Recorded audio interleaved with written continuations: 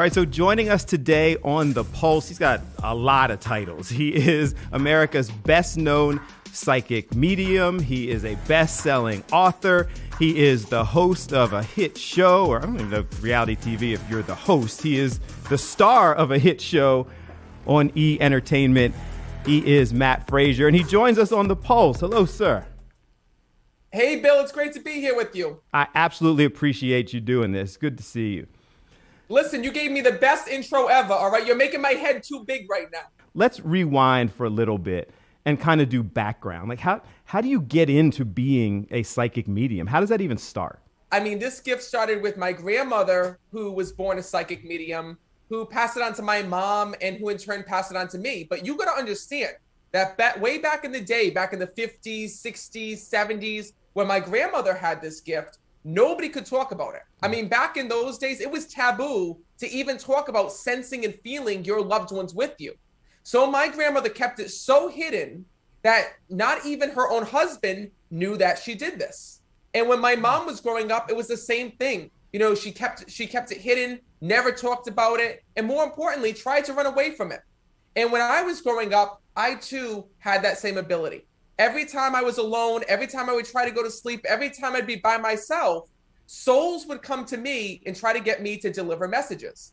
But being so young, I had no idea what they wanted. I never realized that I was a psychic or a medium. I literally just thought that the house was haunted. Now, today, seeing you kind of understand it, that sounds like that would be really scary to a child. Oh my God, it was petrifying. And you know, I did what any other kid would do, Bill. I ran from it and ran from it and ran from it. And I did everything that I could just to live a normal life. But growing up, I always felt a strong connection to people. I always felt the need to help other people, to be there for other people. So I actually started my journey as an EMT. My life goal was to be, you know, an EMT and then, you know, paramedic and then maybe physician's assistant. I never, ever thought that I would be a psychic or a medium because I was so afraid of what I was sensing and feeling and experiencing. Yeah. So I went to go and see a medium for the first time myself, and it completely changed my life. It was at that moment that I realized that I could do this too.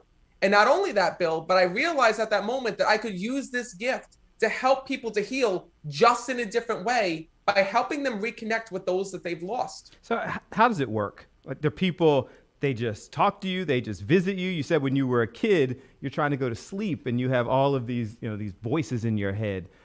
I got to be honest with you, I still don't know how it works, Bill, to be honest with you. Okay. It's almost like if I ask you, Bill, how do you walk? You know, how is it that you walk? And you're like, I don't know, Matt, I just do it. I get on two legs and I walk. Well, it's the same thing with me. The way that it works is that literally when I connect with somebody, a lot of times if there's a soul that's there that has a message that they need to deliver, they will use me as a way to do it. When I connect with the spirit, normally I'll see the vision of that spirit that's there. So I see shadows and silhouettes. But then what happens next is I'll start to communicate with them with quick bits of information. I'll sense and feel things within my body. I'll hear quick bits of information. And then next thing you know, I'll have these weird sensations that start to happen. So for example, let's say I'm connecting with the soul. They might come through and say, you know, and by the way, when I connect with them, I actually ask them questions in my head. So I'll say, how did you pass? And they'll say quick illness. And I'll say, what happened? Heart attack. And then I'll start to feel what they went through before they had passed. And what they'll even do is they'll show me different visions in front of my eyes. And visions are literally like daydreaming when you're awake. So it's not a situation where you're saying, I want to go talk to fill in the blank. They contact you. Absolutely. So what happens is that souls come through for a reason. So a lot of people don't realize that for me as a medium, I can't just call up anybody that I want. I can't talk to Marilyn Monroe or, you know, Elvis Presley because I didn't have a connection with them here in this world. And souls come to me. I don't go seeking them out. They come to me to deliver a message to somebody here in this world. And the reason why is because many times a loved one might pass on and we're left with guilt, anger, and questions, right? Mm-hmm. We wonder, you know, how did this person die? Maybe they left this world and we didn't get to answer that piece of their life. We wonder if they're watching over us, if they're really there. Maybe we didn't get to say goodbye to that person. Maybe there was a misunderstanding that happened before that person had passed on. Maybe there was something that person that had passed didn't get to tell their loved one here in this world. And that's where I come in. I could be sitting in a restaurant and next thing you know, a soul come to me and say, that's my friend over there. You know, I passed in this way. You need to let her know I'm okay. It actually just happened recently when I was eating dinner in Rhode Island. You know, there was a bartender behind the bar who had lost her fiance, you know, of a suicide. And I felt compelled to go over there and to deliver a message because that soul was there speaking to me. Like, this is everything you've experienced since you were a child. But I know, particularly when you've climbed to this high profile, there are a lot of non-believers. You know, there are a lot of people who say, no, I'm not embracing this. Any stories, anybody who you just couldn't convince, or you past that? You don't even try to convince people of it being real? I don't try to convince people. I let the spirit world do the convincing.